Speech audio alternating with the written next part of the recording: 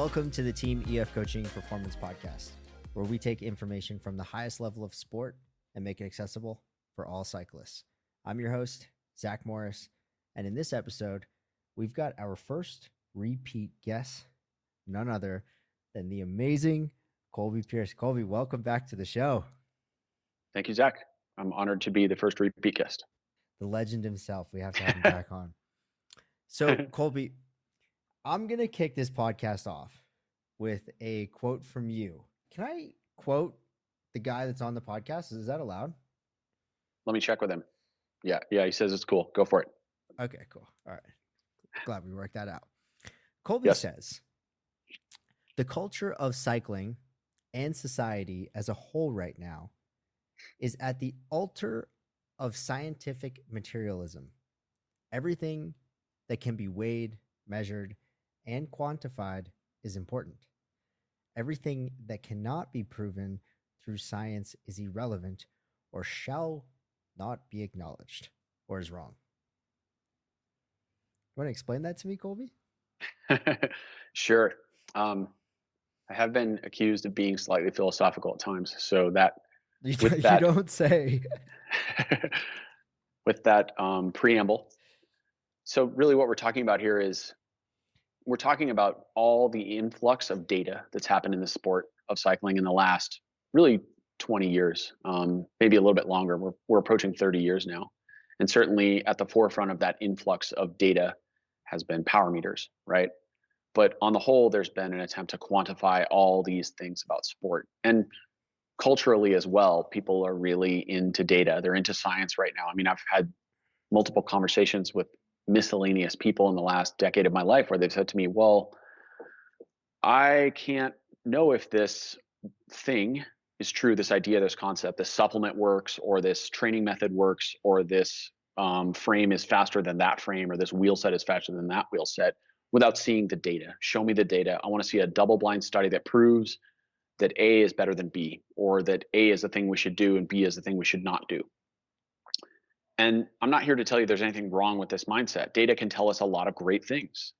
There's an old saying, that which is quantified improves, or that which is measured improves, right? That's an accurate statement. However, there's another side to that whole paradigm. There's another way of thinking about things. And we also want to acknowledge there are lots of things in the universe that we cannot weigh or measure. There are lots of things in the universe we can't quantify, or maybe we don't need to try to quantify. And we can still understand them, we can still have relationships with them, and we can still have them be part of our experience in our life. And I would argue that those things are really a valuable aspect of sport and of life in general. And just to, in case you're kind of not following me and you're wondering what I'm talking about, we can use a really simple example.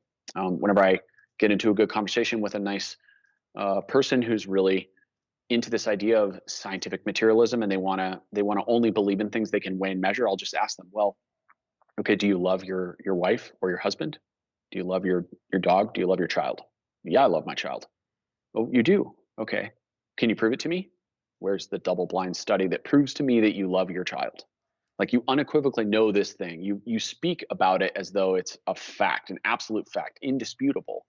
And at the same time, you're telling me that we can't prove or quantify this or that, and you won't believe in it.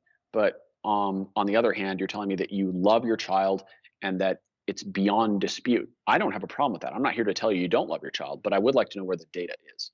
And I use this to, of course, it's a simple thought experiment, and it just illustrates that there are many things in our life that we believe and that we act on every day where there is really no scientific proof. And so it opens up the idea or the conversation that we're so dependent on these numbers. We're at this altar of worship, we might say, of numbers and data, and we're chasing these numbers in our sport to help enhance our performance.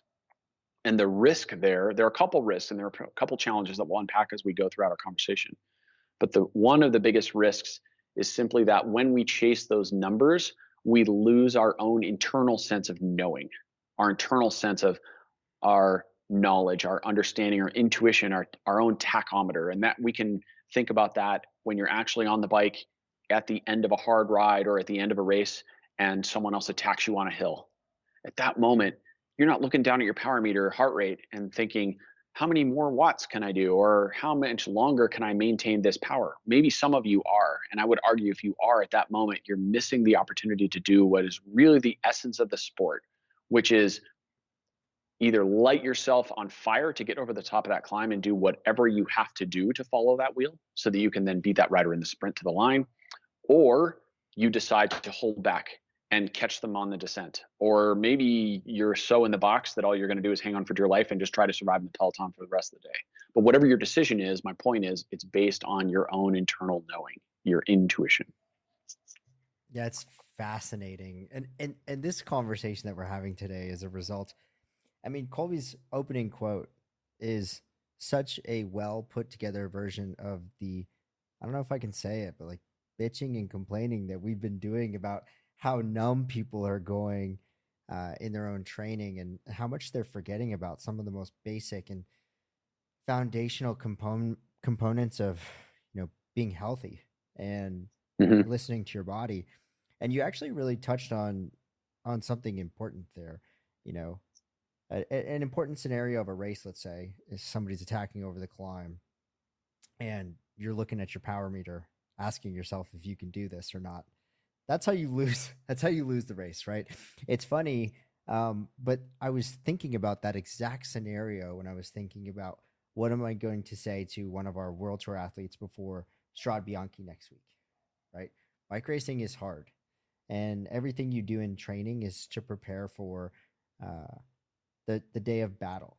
And every training session isn't necessarily meant to be a record breaking session where you go out there and set PRs and increase your threshold and just wow everybody on Strava. You're out there to work on different components that will allow you to support this performance on race day where you can respond to attacks without thinking about it and you can just listen to your body. But I think you and I have just had, I mean, so many conversations now about how people are moving away from the important fundamentals of being in alignment, executing a pedal stroke properly, not riding in pain or not riding too hard, or things like defining themselves by their their wattage output.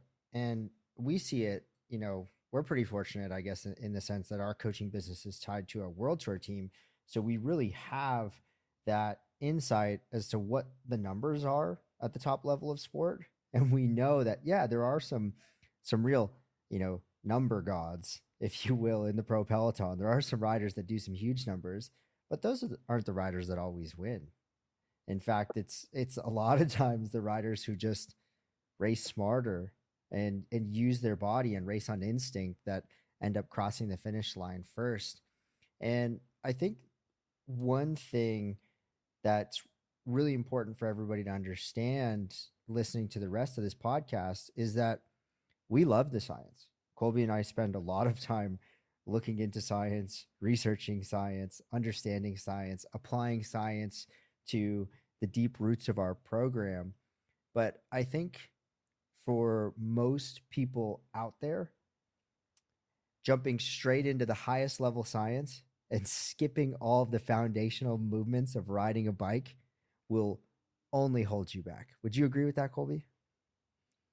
Absolutely, 100%. I agree with that. Like you mentioned, those wattage gods that we research or know about in the World Tour peloton or at the highest level of sport. The thing that we often forget that's so easy to not see is the years and years of foundational work they did to build the base of that pyramid to reach that extremely high peak, right? And those foundational building blocks are what give them that stable base to reach such a high level. So without those foundational blocks, the whole structure would crumble, right? In our analogy. And this is the danger. This is the second danger of being a little too eager to step onto the altar of data and scientific materialism in sport, is that you do neglect to build those fundamentals because they're not data oriented. It's much harder to quantify how well someone goes around a corner. It's much harder to quantify how effective someone is at generating force pedaling out of the saddle at a given intensity, right? When you're just focused on watts, and the ultimate outcome is threshold power. This is sort of the worst possible outcome, in my opinion, of this obsession with data, is just to focus on one particular number, which is threshold, and as though that number were going to predict every performance you had in a race.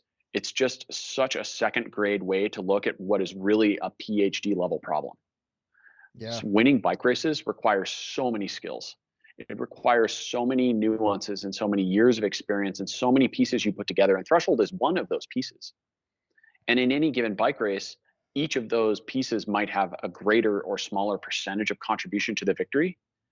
And part of the problem culturally is that when we imagine a hypothetical bike race, for some reason, I think most of us imagine a bike race that is heavily dependent on threshold as the outcome. What are we thinking about? We're thinking about a long stage in the Tour de France with like 5 mountains that finishes on top of a mountain. So then we're like, well, yeah, threshold is obviously the thing you have to do. But even in that example, how many, that which goes up must come down. So we finished on top of a hill, but we still did 3 or 4 mountains before that. You have to descend down those mountains, which means you have to not fall off your bike, which means you have to go through the valleys. You have to be aerodynamic and draft and pedal quickly, not just at low cadence, et cetera, et cetera, et cetera. You have to jump out of corners and accelerate. You have to drink food. You have to put on your rain jacket. So you get my point. There's Absolutely. ad infinitum number of things we have to do to build to that point, to build our foundational building blocks. Well, I think one of my biggest issues with it, and so I dropped a little hint on Instagram today, for everybody that follows my Instagram, about this new kind of training methodology that you and I have been working on. And I think the biggest problem I have with it, and the reason why this new method that we're going to release soon is so potentially impactful, is because when you base your training off of, let's say, threshold or a certain wattage output, you often lose integrity of motion and integrity of posture to meet certain benchmarks in terms of power output. That line in the sand that we often talk about, that difference between, I don't know, let's use 250 watts being somebody's tempo zone, 250 watts and 240 watts, 250 watts being good, 240 watts being bad.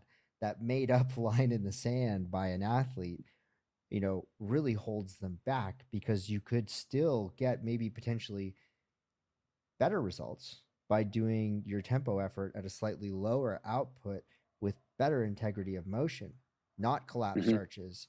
You're without blowing your quads up full of lactate, or uh, overextending certain muscles over others, and lowering the power output on some days, and riding a better interval start to finish. And so Mm-hmm. I think that's where, for me, a lot of the power defining training really kind of gets in the way. I'm at a point now, I think, in my training and with the athletes that I work at, where really the thing I'm most fascinated by, again, is heart rate.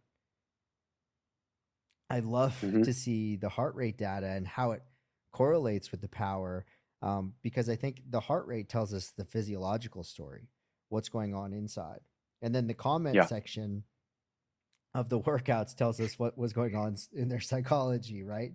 And you can Yep. kind of always make sense of it between, the comment, the heart rate, and then the data is just the outcome. It's the resistance. And so I think Mm-hmm. that where a lot of, and this isn't even just existing at an amateur level in sport. This even exists at the pro level with top level riders, where they struggle to let go of those power number objectives, right? And they really have that line in the sand of what's a good workout or what's a bad workout based on the average power of their efforts, right? And I think that is a really bad way to look at training.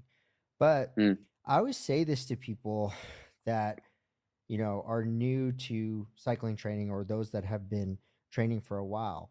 I say, when you go to the gym, it's very obvious that you're not going to use the same amount of weight to do a bicep curl as you would to do a full body motion like a squat. Mm-hmm. So if the watts in many cases are the resistance in cycling, the weights, that's the 15 pounds on the dumbbell or the 45 pounds on the plate, right? The Mm-hmm. watts are the weight. Why is everybody using the same amount of weight to develop all of these different components of sport, right? Right. Because Right. cycling is very much like that. Like, are you going to use the same dumbbell or the same amount of weight, same amount of resistance to train your pedal stroke development as you are to build strength in your standing body position? You're Mm. not. Hopefully not. You're not going to try. Right. Right. So that's kind of where we're at on all of this. We're going to jump more into this. Colby's got some interesting facts here about the timeline of power meters. The invention of the Yeah. power meter, circa 1990. Ulrich Yeah. Schrober, SRM. Yes. Ulrich, he was the inventor of the power meter. 1990 is approximate. He probably started tinkering with that a few years before that. He's a German guy. And I worked for him in 2013, 14, 15, somewhere in What there. was what was that like? Ulrich I love Uli. He's a great guy. He was a hard man to work for though. But he's an engineer. He's a German engineer. So you can take that for what it is. Really smart guy and had a lot of very interesting ideas and responsible for bringing the power meter to the sport of cycling. His power meters are still considered the gold standard today. They're some of the more expensive power meters in the market, and people kind of complain about that. There was sort of a backlash years ago about it. Why are they so expensive? Well, he had to invent the thing, so he's got 15 or 20 years of R&D in there to break all this ground and figure out how to do it. And then, of course, once his patent expired, then other companies started to match his technology, and the market became a little freer, and the price of power meters went down. And that happened around 2001. The first commercial power meters available from SRM were around 1995. In fact, after Greg LeMond, Jonathan Vaughters and I were the second and third Americans to own them That's in the crazy. US. Yeah, That's Jonathan crazy. somehow figured out what a power meter was and so was like, "Hey, we're buying this thing." And I was like, so "But it costs like as much as a car." And then we bought it and we used it. and what was that like, showing up to races with your power meter when nobody had any idea of what it even was? No, yeah, people looked at us like we were from Mars. It was this huge box on my handlebars and my bike weighed like a pound more than everyone else's. But the information was invaluable. And JB was also smart enough to hire a coach at the time, a Dutch guy named Andre van Diemen, who was probably one of the only coaches in the world who could do anything reasonable with his data. And he had a lot of good ideas. And I, of course, then pilfered a lot of that program from JB. Sorry, Audrey.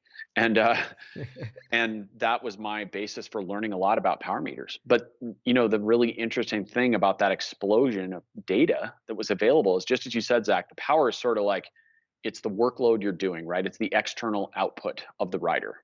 And heart rate is the physiological response to that workload.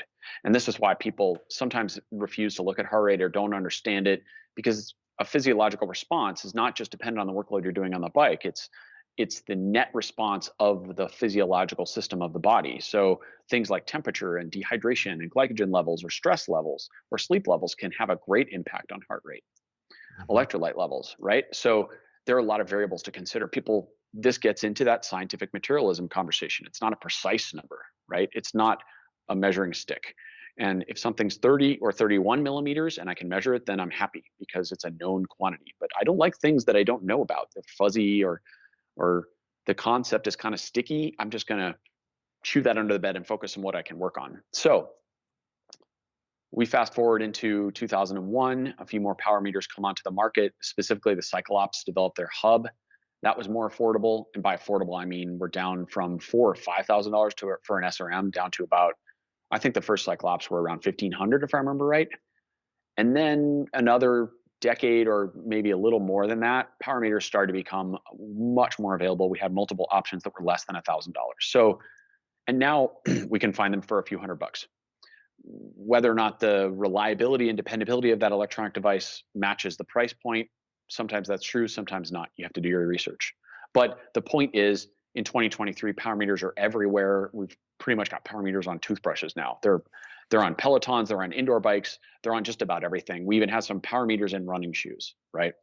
So, okay, that's great. These are devices that can teach the athlete a lot about important concepts. The biggest one being the discrepancy between your perceived effort and your actual output. It turns out there's a really big discrepancy between those two things. And this was the first lesson I learned in 1995 when I got my first power meter. I went out and immediately went ripping up a hill and went, these numbers don't match what I feel that I'm doing. Why is that? And then that insight gives me all these moments of learning into human physiology and how it works, and the time delay between things like the onset of blood lactate and the increase in ventilatory rate during stressful exercise, and the increase in body, temperature of the muscles, and these types of things. You start to figure out that stuff. You start to put all those pieces together. So that era, that transformation from 1905 till now, really was it was one of the most important signifiers of the altar of scientific materialism in cycling. But there are also numerous other devices in today's market that really are proxies for the same thing. We're trying to understand what's going on in the human body. We've got heart rate variability, HRV, right? We had heart rate monitors before the power meter, to be fair. Polar started that wave about a decade before the power meter, maybe more. Probably about a decade was when it really got popular. We've got devices that tell us our blood lactate levels, right? We've got devices that quantify our breathing rate. We've got devices that quantify our body temperature. What else am I missing, Zach? We've got devices that measure all kinds of stuff. Yes, glucose monitors. Thank you. So all this data can help us figure out what's happening in our body, right? But as I said, the risk is that when we become focused on this data, we start to lose our sense of knowing, and we become externally dependent on the numbers. Or I should say, we become dependent on external data to tell us, air quotes, what to do. How hard should I train today? Well, I can't feel how heavy my legs are because that's too vague. So I need a number to tell me on a 1 to 100 scale, how recovered am I? Am I an 86 or an 83? And then I can decide whether I'm going to do my intervals based on this number, this algorithm. Yeah. Right. That's why. And I think look, the reality is, the way I see it is, all of these tools can be great if you use them as tools to help you understand what all of these feelings that you're experiencing inside of your body are. But if you just let the tools rule you, then you lose. Now you're not using the tools like they were designed to be used, and you are becoming a product of the machine. Another You got it. AI. You nailed it. Living, walking, yes. talking AI. So I think that's where a lot of people go wrong. And the reality is, Colby, I mean, you and I were really fortunate to be involved in some really high level conversations in the entire industry. And so we know that in a lot of these different areas, the information that's out there isn't that great. There's not a lot of great information on how to use many of these tools, because the companies themselves and the leaders in the industry behind the research are still figuring things out. We're learning about things every single day. And so people pick up these very complex devices that share extremely complex data about physiology, and they don't know how to use it as a tool. And it's not their fault, because these companies are doing a great job to make everything super simple, a number from 0 to 100, like you said. Are you good or bad? Right. And so there's a lot of room for personal intuition to come into that discussion and say, hey, this tool is telling me one thing, but really, I'm feeling this way, so I'm going to do this. And I think that's where, just in our coaching practice, we see such a huge difference in our athletes, because we love the tools, right? We love to use the tools. I love to see all the data. I'm a huge data geek myself. You know what I mean? Like, I love it, but it's the quarterback behind the data to keep the athlete on track that really makes it all work. Right? Yes. Agreed. Yeah. Very well said. I think the danger that we're talking about is the athlete. It's simply a change of order of operations. They're prioritizing the data over their intuition. And the reality is, the data should serve or feed the intuition. It should serve and feed your own internal sense of knowing. That's the goal, is to use those tools for that purpose. And one of the interesting paradoxes this brings about, this focus on technology, is what I call the high jumpers paradox, right? So this gets into a little bit of how cycling culture has changed. So old school cycling, right? We'll talk a bit about old school cycling, we'll say, versus new school cycling. And the saying I like to use is, I'm not really old school or new school. I'm all school. I take the best of the old world and I take the best of the new world, and that's what I use to serve my clients and help people get faster, right? But you could just call that I just get better every day. yeah, you could. So when we look at this high jumpers paradox, what am I talking about? Well, high jump is a sport that's very, very simply quantifiable, right? You're jumping over a stick. And every time you jump over that stick as a high jumper, you know exactly how high it is. So let's think about this logically. Even if you've only watched high jump every so often at the Olympics, maybe, you understand the basic concepts of the sport. So we can use this as an archetype to understand how data influences our training. So if someone's on a 4-year cycle and they train for the Olympics, presumably they're going to have their peak be at the Olympic Games if everything works out right. So over 4 years, their high jump is going to go from a certain height, and it's going to accumulate height in training as they break down the components of how to jump over this bar into various different aspects, singular aspects. They reduce it and they focus on those, and then hopefully they make progress towards their goal. And then they do their highest jump ever on the day of the Olympic Games. And whatever the result is, they win a medal or they get 10th or whatever place they perform. And if everything went well, the jump that they perform on in that day is the highest jump they've ever done in their entire career. And let's now imagine that this athlete's going to go for a second 4-year cycle. They're young, they were 21 at their first Olympics, so they're going to go on and do another Olympics and try to improve on their placing. What happens? Do they take a day off the day after the Olympics and then return to training on Tuesday morning and put the bar 1/8 of an inch above where they just jumped at the Olympics because progress is linear and we're just going to keep getting better and better and better forever? No, of course not. Like I'm sorry if this example seems trite or trivial, but I have to make the point, because this is what we're doing now in cycling when we train with a power meter. And I see this mentality all the time. Someone goes up a climb, a local climb that's 5 minutes long or 20 minutes long or whatever generic duration you want to use, and they do X number of watts, 300, 400, 286, 195. And then forever welded in stone is this high jump bar of 248 watts on this duration. And every subsequent interval or effort they do below that means they suck and they have not made progress. And every time they gain or get close to it, then they're mildly satisfied. And just as you pointed to earlier, Zach, people tend to hang their identity, or even worse, their sense of self-worth as a human on what their threshold is.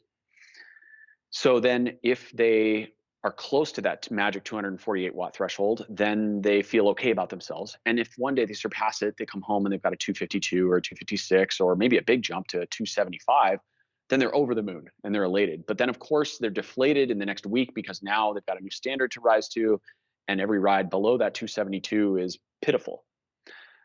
And you see the problem with this quickly. Hopefully I've done a clear job of explaining it, but a high jumper would never train that way or expect that they're going to just add 1/8 of an inch to their bar to infinity until they can jump over the moon in 4 years. This is not how progression works, right? Human progression as an athlete or in anything is not linear, nor is it infinite, right? It's stochastic, it has ups and downs, and also we can only apply ourselves in waves. We all like to imagine that we are the most motivated athletes in the world. It's the same broken story most of us tell each other. Hey man, I'm not that talented, but I'm a really hard worker and I've got a huge pain threshold. How many times have you heard someone say that to you? Like, I mean, I do all the consultation calls, so I mean, so I've you get heard it. all. You get it. And you know what? I heard the same story from Ben Greenfield on his podcast, right? Man. Excuse me. Now, since Ben's a public figure, I'll just beat up on him for a minute. Oh boy. Ben, if you don't know who he is, he's like the most insanely ripped athlete. He's clearly very talented. He reads a book. Though? I mean, he used to be a triathlete. I don't know how fast Ben is. I can't speak for that. And I don't know how, if we put him in a bike race, I don't know how he'd do. But he's obviously a talented individual. And he's shredded as beyond belief. Okay, so whatever that means, right? In Instagram culture, good for you. You look great. my point is, Ben berates himself about how he's not a talented athlete, but he's got a really high work ethic. And the point I'm trying to make is that I think a lot of people fall into this mentality because it's a Hmm. safe place to be. Yeah. Because if you fail, then you can say, well, I'm not that talented. But if you Yep. succeed, you can be like, hey, look at me, my hard work. And the reason that I can slaughter this whole line of thought is because I bought into it for many years of my Yeah. own career. So, Yeah. little segue there. But this is the high jumpers paradox, is we fall into this trap of never ending improvement and the assumption that if we don't make more power, we're not any good. And Right. as I mentioned before, there are maybe 50 significant variables that go into any victory in a bike race. Probably 50. That's just a round guess of things I could list off the top of my head. And power is one of those, and it's weighted more than some of the other things on that list. However, it is not the only thing on that list, nor is it the most heavily weighted in most bike races. So if we're focused on that, we're leaving so much on the table. That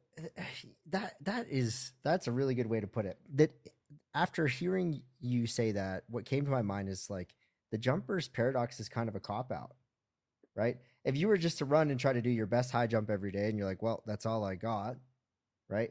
That means that you don't have to break down each individual component into building a better overall high jump. And I think that's where a lot of people go wrong with cycling Mm, is they just I mm, see it all the time. I live in Medellin, and right over here we've got a 12-kilometer segment. It's a mountain called Las Palmas. And everybody in the city defines their cycling ability by their time on this climb, right? And so I've done this 16-week, I've done this 16-week kind of like personal transformation here where I dropped a bunch of weight and I started to go really fast again. And everybody's coming up to me. They're like, what's your time on Palmas? I'm like, I don't mm-hmm, know. Haven't tried mm-hmm, it. I don't care to try it. I'm going really fast right now, but I'm just building these abilities that I need to have ingrained. I need to have these abilities to do well at the Strade Bianchi Gran Fondo, ingrained depth in the abilities that I need to perform well at this event. So I'm going to work on those things because guess what? There isn't at the Strade Bianchi Gran Fondo a 37 or 38-minute 12-kilometer mountain. So right. why would I be working on that?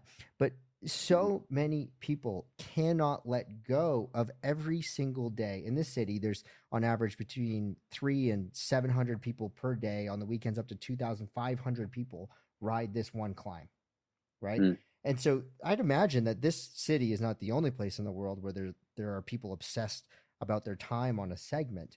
But what that does is it puts you in this bin where you never get to work on all of the different elements independently that support that mm, faster time on the climb, yeah.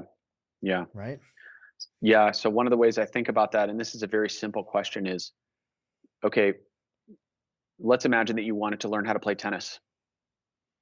Would you go to a tennis match and immediately jump into competition? Probably not. You would go to a tennis camp and you would be instructed. And how would we imagine the tennis instructor would have you play tennis? Would they simply turn on the machine that chucks balls at you and have you hit them as hard and fast as you could over and over and over again for weeks on end? Of course not. They would instruct you in technique of Yeah. how to hit the tennis ball. Yep. And okay, so now let's think about this. Is technique important in tennis? Yeah, it's critical. Is it important in golf? Of course. What happens if you have horrible technique when you're cross country skiing, skate skiing? You'll fall over all the time. What happens if you have horrible technique when you're running? You'll get injured. We see it all the time. What Absolutely. happens if you have horrible technique when you're swimming? Well, if it's really bad, you'll drown. So all these sports have this heavy technique emphasis. And right now, cycling's actually the cross center for this exact discussion. It's the Yeah. epicenter because we have so more technology in cycling than almost any other sport. And thus we have all these. I mean, how many engineers do you know who ride bikes? Like all the Tons. engineers ride bikes. Yeah. It's like this weird cross section of humanity where we like to have numbers, and engineers are great people. They build all the amazing things we have in our lives, and they get to come to cycling and further their tendency to focus on numbers. And when they do that, they neglect or are maybe not even aware of technique. So cycling, I would argue, is one of the sports where technique is taught the least. And here's a problem with it. because our bikes are such marvelously efficient machines, they're so good at converting our metabolic energy into mechanical energy. I mean, they're really amazing. Like, you can ride 100 miles in a day on a bike, and if you're reasonably fit, you can do it without even being that tired, really. Like, if you're clever, and depending on the terrain you're talking about and how fit you are. But I mean, that's a long way. It's this amazing machine. But these Especially bikes that are new Cannondale you got, Colby. especially on my System 6. That thing is fast. But I can axe chop the pedals to death on that thing and still make good speed. I can slobber all over the bike and have really pretty poor form. I can ride with a collapsed spine and a lot of neck extension and be in this, Mr. Burns posture and twisted to one side and just jabbing at the pedals with no souplesse, no fluidity of pedaling, no real symphony of motion at all, no core activation. And I can still go quite fast because the modern bicycle is so efficient, it camouflages crappy pedal technique. Whereas in other sports, a good example of something where you have to have good technique would be like, surfing. I mean, if you can't jump onto the board at the perfect moment when the wave's there and then have the balance and then drive the board into the wave with the right oscillation and the right amount of force, the board slips out from under your feet and poof, down you go immediately. So it's a sport that's a blend of technique and power. Well, right? The thing about that too is like group rides and riding with other people and your time on Strava. It supports all of those things because there's nothing if you're within 20 seconds on a 3-minute effort segment of a pro rider, you're saying to yourself, if you've got a job and a family, you're saying to yourself, geez, buddy, that's pretty good. Right. Yeah. But that pro rider might have been spinning up there and like going for it, going fast, but with absolutely integrity in the motion, without their arches collapsing and their knees coming together and just totally losing core engagement. Like they probably just cruised up there, right? Your shoulders shrugging up, exactly, right? So there's a big difference in how an athlete, at the high level would ride a segment like that. But what I'm trying to say is that people, they have no desire to come out of that comfort zone and start to challenge themselves to do things the right way, right? Like, hey, I'm going to, even though I can't go as fast right now or do as many watts, I'm going to do this interval with good posture. I'm going to do this with my spine stretched out, elongated. I'm going to do this with good strength in my feet, which is something people don't think about when they ride, right? I'm going to keep my shoulders plugged back. I'm going to have my core engaged, and I'm going to do this effort really smoothly, right? I'm not going to pedal squares. And again, I was visualizing something. I tried to make one of these videos this week showing people a bad pedal stroke versus a good pedal stroke. And I watched the video back and I said, well, there's not a big enough difference that you can visually see between the two pedal strokes that people will really get what I'm trying to talk about. And so you and I, we can look at the video footage and we can really break it down. But for the masses out there, they really have to start to feel it. Right. So they have to feel it. They also have to start from a place of education. You have to know what you're trying to do.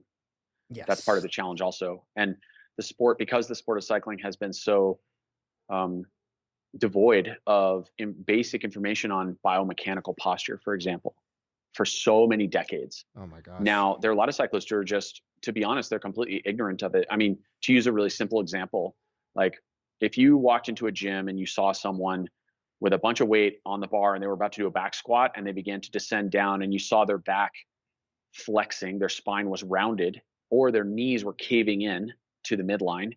If you were in a nice mood and feeling generous, you would walk over and be like, hey man, stop right there. I'm going to help you spot this bar up. I just want to talk to you for a second about your form. I'm really concerned you're about to injure your spine or destroy one of your patellas is going to go flying through that mirror, right? So here, let me give you just a quick 30-second lesson on how to position your feet and externally rotate your femurs and screw the feet into the ground. I want you to extend the spine. You have to keep that spine straight, right? So, but in cycling, people get on the bike and they ride around looking like Mr. Burns with their knees hitting the top tube all the time. Oh And even man. there's some fitters who to this day are still telling people to intentionally move their knees towards the top tube Oh boy. because they think it's aero. I'm not sure what the reasoning is, but this is incorrect. I will say that this is incorrect. Yes. You can quote me. I also heard recently about a fitter who told a But guy that but every why? time Hold he on. was out of the saddle. Finish Go that ahead. example first. But why? You gave me the best example earlier this week. Ask yourself this question: if you were doing a squat with your maximum weight on your back, would Right. you let your knees collapse? No, you would not. So why would you No, go out and do hopefully not. maximal efforts on your bike with your knees Efforts. collapse? Right? That's what I'm saying. There's no baseline of biomechanical understanding, or there's a very little, I'll say, in the sport of cycling. And we're starting to see it transfer. We're starting to see it come over. But so much of that comes down to this old school era of cycling, right? There are so many Yes. downsides to old school cycling. There's a lot of great things about old school cycling as well. But everything in the old era, let's say, was so cycling specific. Nothing from other sports was transferable. If it didn't come from a cycling great or ex-cycling pro that raced 20 years with one water bottle, it didn't have any validity at all, right? And so I think we're absolutely beyond that point now. We've seen. I mean, I'm really lucky, right? Like I have two younger brothers that are professional soccer players, and I get to talk to their trainers and in other professional sports as well, trainers and really great people. And there's so much cyclists and cycling trainers can learn from other sports, and actually vice versa, because we're so technical. We look at so much data, so much science at such a fine level. We can really help a lot of athletes in a lot of other sports as well. And so that old school, like you said, knees tucked in, completely anatomically unhealthy way of living and riding your bike is kind of on its way out very slowly, but it's deep. That culture is deep, deep, deep in the sport. And every micro community you go to, there will be a local alpha out there who is teaching people the sport of cycling through these methods, right? And so it's our job really here as we're looking at creating new things with governing bodies and curriculum certifiers and things of that nature to really bring this new ideology of how to develop an athlete holistically, and how to teach an athlete the right way to look at their workouts and how they feel, because I think that like all these things that you've brought up and we've discussed today on this show already are so important, right? And if we people talk about cycling being that hobby that they can do for the rest of their life, well, if you catch a really bad case of upper cross syndrome and you're living with chronic neck pain, and every time you go to look up, guess what? You're not going to, and you have a shooting pain down your left side of your neck into your leg. You're not going to be able to ride bikes anymore, right? Right. So if we want to keep doing it and we want to keep developing in the right direction, we really need to put these general health and I don't know what the word is, but we need to put intuition first. Does this feel right? Right? How do I feel while I'm doing this interval right now? Does this feel good? Does this feel good? And so we're teaching people to be athletes first and cyclists second, might be the way to think about it, right? And that's not the way of the old school cycling. Old school cycling was detached from traditional sports. It was removed. I mean, cyclists in the United States certainly were the guys who didn't make the football team, right? That was me. I was the kid who was scrawny in high school and wrestled for a couple of years and got smoked. Taught me how to tumble, which was great later when I was crashing off my bike. But I was not in the traditional sports pipeline. Cycling is a sport for loners and weirdos, and I signed up for it full gas. It's an old sport, and it's a European sport, and that's why we have this culture, this old school culture that still clings to modern sport. And again, to be clear, I want to reiterate this point, Zach. We're not here to beat up on technology, and I'm not here to beat up on old European culture of cycling. Like, I No. fell in love with that culture just like so many other people did. Probably just about everybody on this podcast has fallen in love or at least tasted that culture. Been like, wow, what is that all about? And there's so much richness to it. But just like anything that's really old, there's a moment where you have to go, what parts of this serve me and what parts do not? Do I need my great grandma's china, or do I need this bureau from my great great grandpa? I have to, those are hard decisions to make. In cycling, it's a little more clear. We've got some trash we need to take out, Yeah, for sure. that's a good way to put it. You know, it's interesting how you describe the North American cycling culture. I grew up very differently, right? Like, I played on all the sports teams, hockey. I was very athletic growing up, right? But my dad got me into cycling because he felt that it was a healthier way to work out at his later age, right? Because he grew up playing football. And so I experienced that, like, North American cycling culture, and it being kind of more of like a loner sport. Nobody is like, all the guys are kind of like a little bit weird. And then when I came down here to Colombia as an adult and I started riding at like a high level again, going out with all the world tour guys, going out with all the pros, I was like, cycling is totally different here. Like, the people cool who there, do isn't it? cycling here are like normal guys, like on the hockey team, you know? So Yeah. That's a good so point. That's a and good it's point. this, My reference is North America. That's where I grew up, obviously. Yeah, Colorado. no, but it's cool. I appreciate it. I always struggled to get along with the North American guys because of that reason, but you're one of my favorite cyclists all time, Colby. You should know that. Thanks, buddy. Thank you. So talk to me about some of the good things of old school cycling. All right, there has to be some good stuff from there. Like, what did you For sure. love about the back in the day? Yeah. So some upsides from old school cycling. There was a very strong annual rhythm, right? I mean, you read Sean Kelly's book. He talks about how he raced all summer, raced into the fall, did world championships, hung up his bike for 4 weeks at least, maybe 6, maybe 8, depending on how smashed he was. And I remember reading this. This is the time when he tended the farm with his wife, allowed himself to have sex and eat chocolate. Right, he wasn't allowed Only to have during those sex 4 during the weeks. season. I think Sean Kelly was probably on the road. Like, it's Does he not like have now where we have kids? commuter jets. I have no idea. Probably. I have no idea. So were they But all consumed in that 4-week window, or? I mean, there is such a thing as the cyclist's birthday, you know, like most kids are conceived in like October, November. It happens. But also cycling weddings always happen in like October, right? They have to. November. That's wedding season for bike riders. Whereas normal wedding season is, summer. Right. for people who aren't in our sport. But there was this strong annual rhythm. Then he got on the bike and he began to ride very, very easily long base miles, LSD riding, you might call it, long steady distance or long slow distance, however you want to put it, primarily in the little chain ring, and just developed that souplesse. And then he complemented that with work in the gym, strength work. And that was his spectrum. He did his farm strong style workloads in the gym, which probably were like squats and deadlifts and things like that. And then he was riding many, many kilometers on the road in the small chain ring, just developing that supple muscle, right? That quick, flowing egg beater like motion of the pedal stroke.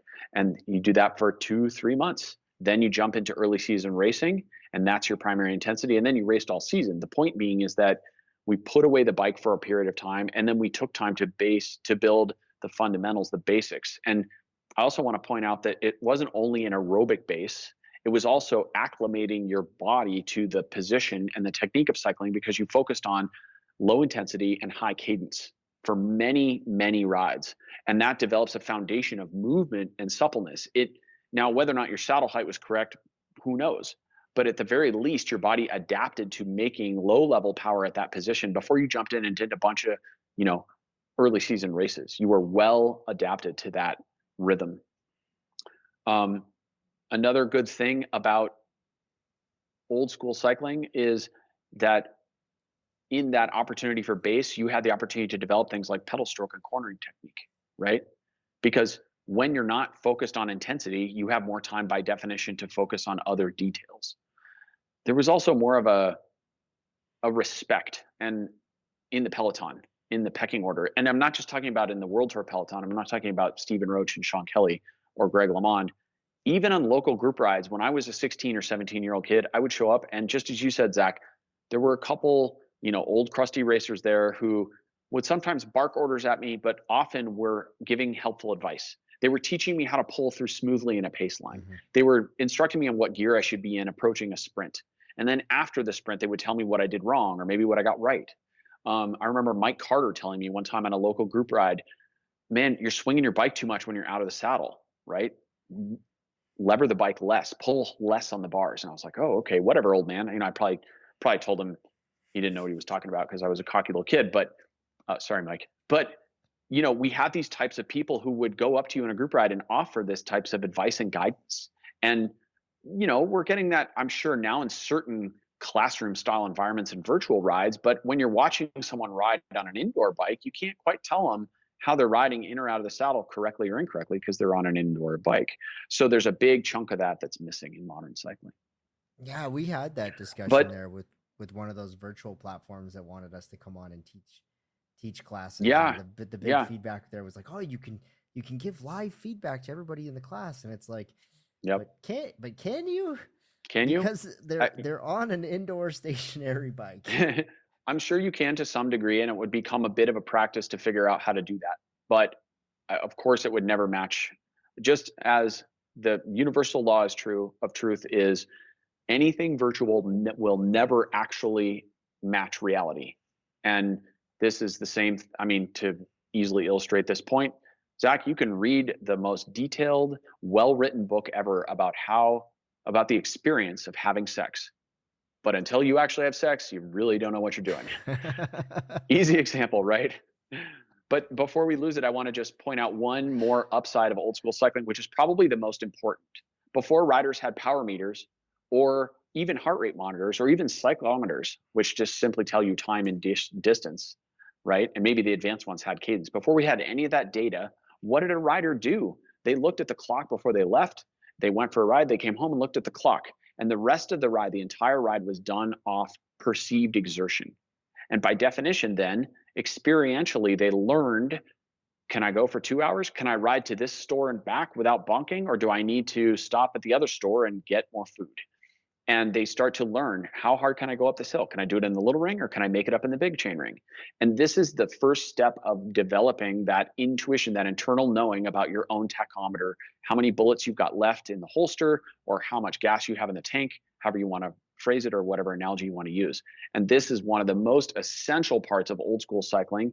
And it is one of the most critical components. I would argue the single most important component someone can master heading into a bike race. Far more important than knowing your threshold or any other formulaic approach to success is knowing, can I make it to the line and how many bullets do I have to shoot along the way? I mean, you got to be able to give it a crack if you want to race, right? Right? Like regardless of sometimes, like what the power meter says, you got to be able just to look at a climb and say, all right, I'm going for it. Yeah, exactly. Right. Yeah. And I've had moments in races where I've done crazy Ivan attacks and just gone bonkers. And then I ended up doing things that no one thought was possible. There are also times where I tried that and I crashed and burned, not literally, but metaphorically. And it was a dismal failure. And that's all part of the beauty of racing. Yeah, buddy. We've all been there. So we've talked a lot of smack on new school cycling, but there are some good things about new school cycling too. I mean, what do you see what are the upsides of new school cycling in your mind today? Mm-hmm. Okay, good. So, one of the downsides of old school cycling, to contrast, was that all suffering was good. So you went out on these early season rides and your legs hurt and your lungs hurt, but also your junk was asleep. Guy or gal, didn't matter, because saddles were horrible, right? And your hands hurt and your arms hurt and your shoulders hurt because bike fitting wasn't really a thing. So handlebars just kind of went wherever they went. And you had to mold your body to fit these bicycles. And also booties were terrible. And also eating was considered cheating back then. And people did 4-hour rides on one water bottle. So everyone came back dehydrated and super glycogen depleted and bonked out of their minds. And they all thought it was in the service of going faster on the bike. And they weren't really wrong per se, but there's some suffering that just doesn't actually serve you very directly. And also there was this perspective of, a hard man or hard woman would always get the job done. And there was this character building aspect to old school training. And of course, we have to build character and we have to do hard stuff. That's part of being an athlete. But in new school riding and in bike fitting, also in particular, we've learned to recognize that all humans, no matter how badass you are, everyone has a finite capacity for suffering, no matter how tough you think you are. Everyone's level of suffering can only go to a certain point. And if I want to go as fast as I can up Las Palmas or in Strata or whatever my goal is, why would I cleave some of that suffering into a terrible saddle or a position that hurts my neck or shoes that are 2 sizes too small? Why would I give that up? That's needless suffering. It's not suffering that's going to make me faster. In fact, it's going to make me slower. Because if I can't put 100% of my focus and effort into going as fast as possible on the bike because my feet hurt, then I'm shooting myself in the foot, right? So this is one nice thing about new school. We've learned to cleave suffering into different boxes and disregard the ones that don't help us go faster. It's funny you bring that up. So I did a 2-week training camp down here in Medellin with Annemiek van Vleuten, one of the toughest women on the planet. And she knows how to suffer. Let me tell you, she had me in the box the entire time, right? That is a very tough human being. And she was cracking jokes the entire time about this old school mentality about how cycling was always meant to be hard and miserable. And if it wasn't hard and miserable, you weren't doing it right. And now, I mean, I got to be honest with you, right? Back-to-back 6-hour days with Annemiek was not fun. Right? Like I went at hour 4 on the second day, I was not saying, "Oh, this is great. This feels awesome right now." Like all I want to do is keep riding, right? No, I was cracked. But she in her mind has made this entire process fun. She's really taken the suffering out of it. And it was actually quite inspirational to be around somebody with that perspective who obviously won the Giro d'Italia, Tour de France, and Vuelta a España and World Championships last year. Obviously, this person rides at the highest level in sport, right? And has found a way to turn all of that suffering into a good time, right? I'm learning something every day. I'm learning something every ride. I love this feeling because I know this feeling is associated to me improving, right? And so that's cool.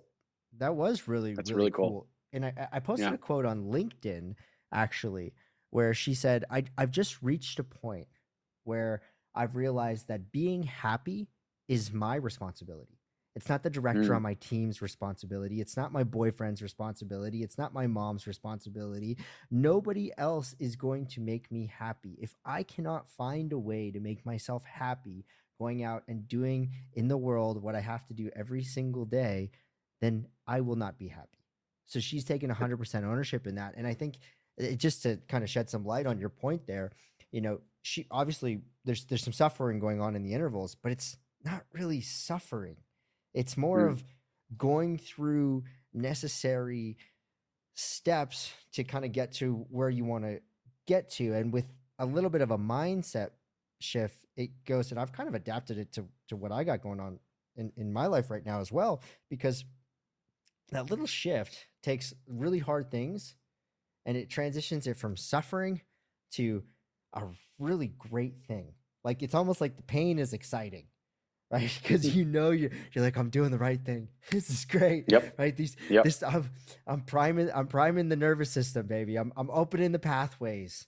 I'm making the next workout's going to be even easier, right? And so with that little shift in the mindset around suffering, you can make a lot of these really hard things enjoyable, so long as you're fueled and you have the appropriate clothing on, to all of your points. That's been an interesting change. Yeah. In modern cycling for sure. There's definitely a shift towards that line of thinking. Yeah. Well, so to that point, I mean, I think we kind of touched on this earlier, but there is a filtering or the dam is broken a little bit. It's a trickle of information coming in from things like strength and conditioning. And that's starting to be applied in the world of cycling. I would say there's a superficial lacquer of that knowledge being applied to cycling. And we're starting to see how it might influence the outcome of some races, or the longevity or bulletproofing of some riders, right? Look at Magnus. Look at Mm. so that was let's talk about Magnus Cort Nielsen, our very own pride and Hmm. joy. He made a post on Instagram after that spectacular stage 3 win. He won stage 2 on the mountaintop finish, which was incredible. An insane sprint at the top of a short climb, mid range climb, I'll say, and then stage Hmm. 3 won the sprint out of the breakaway. But here's a guy that I think this is his first race of the year, first or second race of the year, and he lives in the gym. He's strength training 2 or 3 times a day, all off season, right up into this race, right? And Two or we three could times a day or a a week? week, sorry, a week. A week. Okay. I Just want to hope make he's not sure. doing. Yeah, That's yeah, a no, lot. a week. He But does two or have three pretty big times legs. 2 or 3 times a week is a lot for a road cyclist as well, Yeah. Yeah. right? So here we see this guy show up, and in the explosive efforts, it's clear that he was unmatched. It looked Hmm. like a man playing with children on both of those finishes. It was absolutely unbelievable. But then he made a post on Instagram, and his opening line in the post was "Form is form," right? And Mm. for me, that says, guys, I've worked super hard this off season, right? Mm. I'm showing you that I came out and I was ready. And so to your point there, we are seeing a big difference in strength training, the results of strength training in the world tour. Yeah.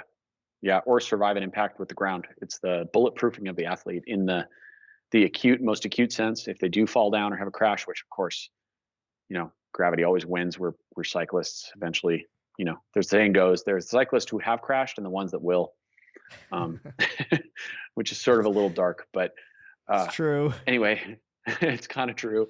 But then, not to wish that on anyone. And then there's the bulletproofing of the athlete over, hard training block. They go to Tenerife or wherever, and they decide to smash a bunch of, you know, we'll say low cadence, high torque efforts, and they've got good neural drive. They've got good capacity to recruit fibers. They've got good alignment in their knees under that high torque, right? Their lower back isn't moving around. Their pelvis isn't twisting too much on the saddle because they've got good core recruitment, and they're balanced. They're load sharing between the quads and the posterior chain. The glutes and hamstrings are also contributing to the pedal stroke. Then they've got a chance to do these blocks and come out of them going faster rather than, oh, hey coach, my knee hurts or my lower back hurts or whatever, right? Mm-hmm. And then just as you said as well, resilience over the whole season. Keep that baseline of strength, not lose too much muscle mass, so that by the time they get to Worlds, they can't sprint out of a paper bag. You've got to have that little bit of ability to hit it and make separation, right? What's fascinating is that we're seeing such an emphasis on it at the pro level, but the benefits of strength training for somebody over the age of 40, let's say, are are even more dramatic, right? Like even Absolutely. more beneficial. And Absolutely. there's a lot of people that aren't doing it. So we'll continue down your list of things to benefit, but yeah, really to hit that Hmm. strength training one home, it's playing a big factor for Yeah. sure. Yeah. Um, so I would say that other upsides of new school riding is the realization that old school training used to really be a very periodized model, right? We used to have that early season base miles and strength, and then you would progress into tempo or more endurance, and then tempo, and then you would eventually add intensity, VO2 or threshold, and that was sort of seen as the only blueprint for training. And new school riding kind of tells us that periodization isn't the only way to train. A lot of riders are using more of a block format. So, for example, riders will take 3 or 4 weeks off racing and they'll go to a training camp and they'll do very specific focused blocks. This is at the world tour level, of course, but we can take the same model to an amateur rider's season. We can have them focus on a block of training that specifically prepares them for Unbound or Strata or whatever they're training for, and I do that those with all blocks of can my be highly athletes. productive. It, Block is a it block doesn't style is very necessarily productive. it doesn't even necessarily have to be a pre-race block. It can just be a Correct. block where you're prioritizing one aspect of development, whether that's body Hmm. composition or nailing in ride nutrition or building explosive abilities or whatever it may be. But Yeah. yeah, Yeah. that block style Well, training. it's definitely a powerful tool for coaches and athletes. Another point that I'd like to refine on that is that old school periodization, I think, at least the concept was that when you focused on one thing, you literally only did one thing. Like Right. if you were in a tempo periodization section of periodization, every time you rode your bike and did intensity, it was tempo, and every time you did anything else, it was either recovery or maybe endurance. And this is a very simplistic way to think about it, and it's the way I used to think about it when I was a very young athlete. Now I think people have recognized that if we put something down for too long, the cost to bring it back can sometimes be too Oh, high. absolutely. So we sprinkle things throughout the year a little more, and people aren't afraid to do a little bit of threshold in January or December. Whereas for me, when I was 18, that was sort of like, ooh, you don't go there, right? Yeah. It's like you save that for later.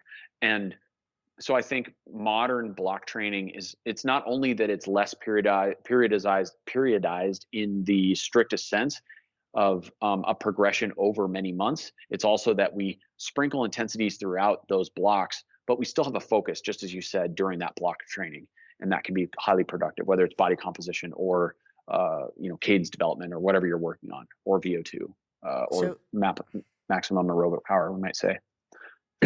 so what's interesting about our program in that regard is that because we look at the resistance as just that resistance to apply to develop certain abilities or skills or strengths, right? The fitness is always one component that's being worked on. It's always there in the background. You're always working on Yeah. fitness. Cycling is aerobics, right? Like Mm-hmm. you're out there doing fitness. You're always doing fitness. But to your point there, the things now that we're stacking on top of that fitness component Mm-hmm. are I think the rate of progress we can get out of an athlete right now is, especially somebody with a cycling age of less than 5 years, like, oh my gosh, we can get so much progress out of them now. And I'd say the time that it takes them to go from, like, if you were to compare a 3-year rider in today's day and age to a 3-year rider even 5 years ago, I think that 3-year rider is like a 7 or 8-year rider at the end of 3 years now, whereas before it was a 3-year rider, right? So it's pretty cool. That might be true. Yeah, I would say that I agree with that. The downside of that quick progression can be the risk of burnout. And we look at someone like Remco, who's already winning worlds, at 21 or 22, however old he was when he won them last year. You got to wonder, like, what is next for that guy? Is he going to do this is he going to race to Valverde's age? But I would mean, can you? you imagine? I don't know. I mean, I'm not Remco, so I can't speak for him. I have no idea what his passions are, or how invested he is in where he is in the sport right now. Like, I don't know that much about him, but I mean, I can imagine that if I was already winning worlds at the age of 21, I might think, yeah, I'll do this for another 10 years or 15 years, but that also may not be possible. I have no idea. It'll be really interesting to watch that trajectory and see how things play out. I could see any possibility being realistic. I could see him completely burning out by the time he's 28 and saying, I've done it all. I've won all these things. On the other hand, he might very well be quite happy, and we might see his trajectory change. It's hard to imagine a world where he keeps racing and he's not winning at that level, but it's also hard to imagine him racing for another 15 years and continuing to win at this level. You see what I'm getting at? Oh yeah. So it's all possible, but what's the likely outcome? We'll see. It'll be a great show to watch. I'm looking forward to it. Moving down the list here, Mm-hmm. virtual cycling means less riders are getting hit by cars, but at a I big mean, price. we have to acknowledge that, right? Like, unfortunately, a lot of people I know they've either transitioned to gravel or they've started riding virtual platforms more, Zwift or Peloton or whatever their cup of tea may be. And that some of them are doing that because so many people are getting hit by cars in so many different cities in the United States. Now, I can't speak for the rest of the world. I don't know if the numbers are the same. I've not seen data on this, but I know that here it's a real thing. In Boulder, it's a real thing, but in other cities in the US, it is definitely a thing. People are getting hit and killed somewhat frequently. And that is changing the culture of the sport. So people are riding indoors. And, so we have to say, on the one hand, be thankful that we have other ways to keep riding, because I think cycling is a beautiful sport. I beat up on it all the time, and I make sure people understand what it can do to your body, which is not always positive. But I still love cycling. It's my whole life. I'm the world's biggest bike dork. I proclaim that on my podcast all the time. And so we have to be grateful that we have platforms that allow virtual cycling. I don't participate in those. For me, cycling is about going from A to B. It's about connection with nature and being outdoors and connection with the body. And I give up two of those things when I ride indoors or virtually even, at the expense of potentially my own relationship with my intuition, because I'm obsessed with the video game graphics and all the other neat things that I don't care to be obsessed with. But we can be grateful that virtual cycling takes riders off the road. If it means that they're still around and not getting creamed by a car, that's a good thing. I do think that virtual cycling has some big prices, some big costs for us as riders. So I'll say that. But that's one upside of, this type of training.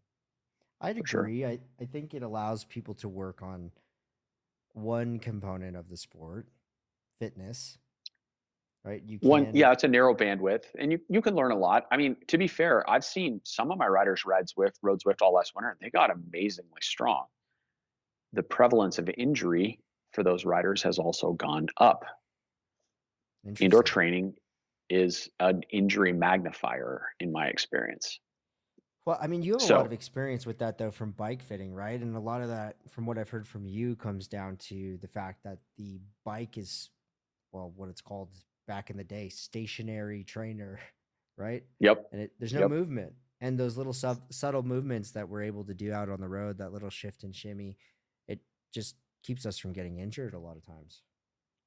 It allows the subtle asymmetries that are present in every human to kind of work themselves out in a way that don't come back to haunt us. The trainer holding the bike absolutely rigid tends to magnify those things. And, I saw this during COVID. So many riders went to the trainer, and about 3, 4, 5 months in, I started getting this wave of riders coming through my fit studio door saying, I've been nursing this injury, whatever it was, shoulder, knee, back, for years, and it would come and go, and I was able to manage it, and now it's just exploded. And I would ask them what happened, and the answer was, well, I've been riding the trainer way more. So to be fair, there are confounding variables there. Some of it could be the raw trainer time. Some of it could also be that we're riding the trainer and probably adding intensity, perhaps at the wrong moment in their annual cycle. They weren't ready for it, and they were doing too much intensity too quickly, and that spun up the injury. That could also be an explanation, because when you get on the trainer, and if you're bored and you turn on Zwift, then before you know it, you're going hard. Whether or not you need that at that moment, who knows? But the point being is that trainers tend to make our little niggles worse. Yeah. So Yeah. we have had an hour and 15, 17 minutes plus of kind of broad conversations, calling out a lot of things, providing insights on some different areas. What can we give as takeaways for the audience from this episode, Colby? What can people take from this, apply on their next ride, and start riding better or feeling better? Mm. So I would say I've got 3 bits I can offer. One is a point that you made very well, which is simply that we want to encourage riders to stop sort of trying to optimize everything, as though the assumption is, it's, from what I can tell, it's really based on a very old school strength training model. And the saying is no pain, no gain, or if you don't fail at the end of every set, then the set wasn't worthwhile. This is a really old school way to think about weight training. So meaning, if you didn't get to rep number 8 and you couldn't complete the rep, then the set wasn't valuable. You didn't gain any muscle. And when we take that same mentality to cycling and we apply it to a ride where you're supposed to average 200 watts, then the mentality, the way to do that is to ride at 199 watts average the entire ride, literally staring at your power meter, not caring at all if you're going to run into a car or a cat, or if your form starts to collapse, or if you're dehydrated, or if you take your hand off the bars to drink, that your power might go down. And you're like sprinting down every downhill to make sure your average power is right at 199. And if you don't walk through the door at 199 or 200 or 201, then the ride was considered a failure. This is not the way metabolic systems work. This is not the way aerobic exercise works. You apply stress by being in a particular energy system for a duration of time, and that time is not always additive. And to understand that, what I mean is go back to our high jumper example. You don't add 5 minutes onto your endurance rides every single time you do one. That's not the way it works. So the body feels a stress in these types of exercise and it responds to that stress, but the stress doesn't have to be maximal. So the takeaway is I would invite you to maybe stop trying to maximize every minute of your time on the bike and assume that if you don't hit the top end of your zone for the absolute number of minutes that you have done less than perfect. Think with more depth than this. Understand, start to develop an understanding of what energy systems you're training and what the goal of the workout is, and train more with the spirit of the workout. What is the intent? Why? Ask yourself why. That'd be my first, hopefully practical I takeaway. I love that. I got nervous when you started talking about energy systems. I said, "Oh boy, Colby's gonna open a can of worms. We're gonna have to extend this podcast for another hour. Here we go." We'll do But that on the next one if you want. I love that. Train with the spirit of the workout. Ride and flow, man. Just Yeah, enjoy yourself out there a little bit. yeah. Like you were Get in. saying with Annie Miek. Exactly. Yeah. That's great. That's a really good one. What else? What else you got, Colby? I would say the second point that we could offer that might be actionable is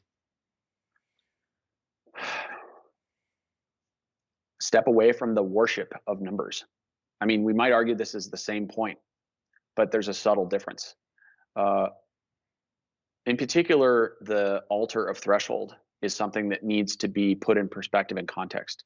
Begin to understand that there are many variables that it can influence your performance on a bike. Even if you're not a racer and you listen to this podcast and you just want to perform well at your fondo or your local group rides, or you want to go ride by yourself and just do a long ride, understand that threshold power is one of perhaps 50 metrics that will influence your outcome.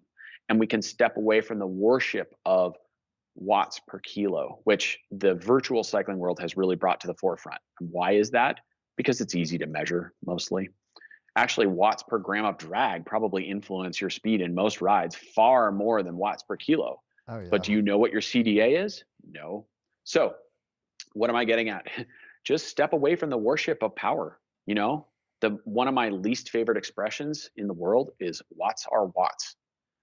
This is That's so I don't like silly. this expression. I do not like Uh, this expression.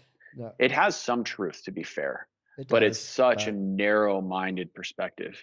It's so singularly focused, and we can be so much more diverse in our thinking and our application of sport and so much less myopic. And that statement itself just leads people down a path of not enjoying the sport, right? Yeah, watts are watts. You'll hear that from a pro rider who says at Yep, the end of the day, you know what, you got to go hard if you want to win, and it's true.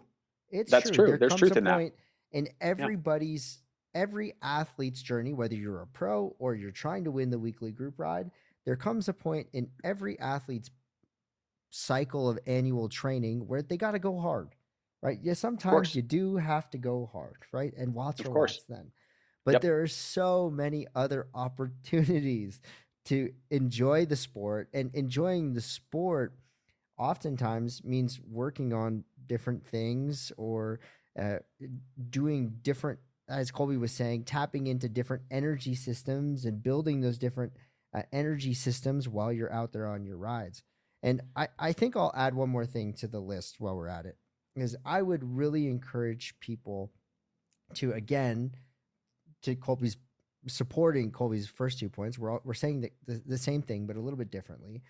I would encourage people to stop defining everything by the results, the numbers, and start actually paying attention to the integrity of motion, right? Start asking yourself if your posture is good on the bike. I'm sure your parents told you to sit up straight at the dinner table, right? Unfortunately, you don't have a friend poking you in the ribs saying, "Hey, why is your neck all jacked up right now while you're out there riding?" Or like, "Hey, dude, your back's really rounded right now. Why don't you sink those shoulders down and elongate that spine, right? Why don't you actually, plant that arch in your foot, spread your foot out, and really get connected with your shoe?" Like, I would really encourage people to work on those things within their interval, even if it means taking down a little bit of resistance, right? Taking down the watts a little bit, because believe me, to your point there about if you're not empty at the end of every set, if it's not worth anything, there is tremendous value in doing things with great form, because the long-term benefits that you'll get from that will allow you to reach greater heights. And Agreed. the same thing can be said, about when we talk. You kind of got me a little bit fired up about when you started talking about energy systems. So I'm sorry, but not sorry. I would encourage people also to be very mindful of how much of those higher energy systems they really tap into, because it's a little bit of an internally toxic process to constantly be riding at threshold, to constantly be breaking yourself down. And as we get into Swift races and um, always measuring ourselves by watts per kilo, if we're constantly going as hard as we can, we're creating a lot of toxic byproduct internally, and this is not a great thing. And so there are ways to get your intensity in to keep those nervous system pathways opened, but not accumulate large amounts of muscular damage or big amounts of fatigue, and do workouts that take you 4 days, literally 4 days to recover from, and you're like drooling at your desk at work for like, those 3 days in between. Like, there are ways to do this without having those byproducts as a big part of your life. And there does come a point, like we said, where watts are watts. You gotta go hard. I know we hate it, but if you want to be competitive, there does come that point where you want to be hard, but it's not all year. It's not all the time. Not if you actually want to be really good at some events and not live in the jumper's paradox, right? Yes. Right. And just as you said, that was really well said. We can synopsize that by saying, like, all suffering is not good. Yes. Right. Yeah. Cool. Yeah. So I think we can wrap up on that. We're under an hour and a half. Colby, thank you so much, man. That was an awesome podcast. I really enjoyed this one. Thank you very much, man. Thank you. I really appreciate the time and the opportunity to come aboard and have a good conversation with you, man. Let's do it again sometime. Absolutely. All right, everybody, don't forget, go to teamefcoaching.com and check out all of our coaching programs if you want to up your cycling ability this year and learn from Colby or myself or any of our other great coaches that we have on our team. You can do that. All you need to do is go to teamefcoaching.com, pick one of our coaching programs, get started at any level. We would love to help you evolve, progress in the sport of cycling. And if you're not ready to sign up for one of our personalized programs, we do have an entry-level program called Foundations. It's under training plans on our website. You can find it there. That is written every single month by Colby Pearce himself. That program is designed to keep people in flow with the seasonality of the sport. We work really hard on it. So even though it is a mass market product, so to speak, there is a lot of thought that goes into that. And we really hope that you guys do enjoy it. Thank you so much for tuning into this episode. We love having you here. We love sharing all of this knowledge with you guys, and we will see you on the next one. Ciao for now. Ciao.